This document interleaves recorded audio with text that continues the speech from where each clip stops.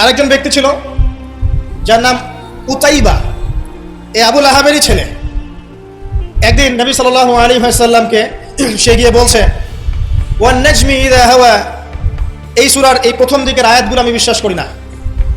এক পর্যায়ে নবী সাল্লাল্লাহু আলাইহি ওয়াসাল্লামের সাথে বাকবিতণ্ডা করতে লাগলো। আমাদের নবীজি তো তর্ক করতেন না, স্বল্পভাষী, মিষ্টি ভাষী, নরম মানুষ ছিলেন, তর্ক করতেন না, নিজে কাউকে কখনো একটা থাপ্পড়ও দেননি, এমন মানুষ ছিলেন। তো সেই মানুষটাকে সে মুখে থুতু নিক্ষেপ করেছিল, তবে এই থুতুটা তার মুখ পর্যন্ত পৌঁছে নাই, আল্লাহ পাক পৌঁছাতে দেননি।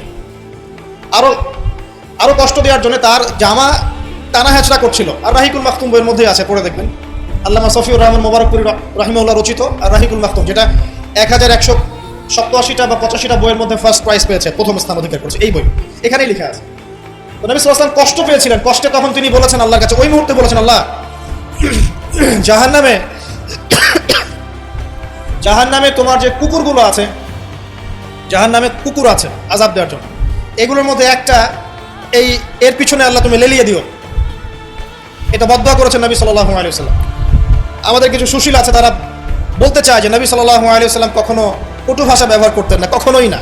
প্রয়োজন বোধে নবী সাল্লাল্লাহু আলাইহি ওয়াসাল্লাম বদদোয়াও করেছেন। প্রয়োজন বোধে নবী সাল্লাল্লাহু আলাইহি ওয়াসাল্লাম টানা 1.5-2 মাস ধরে বদদোয়া করেছেন।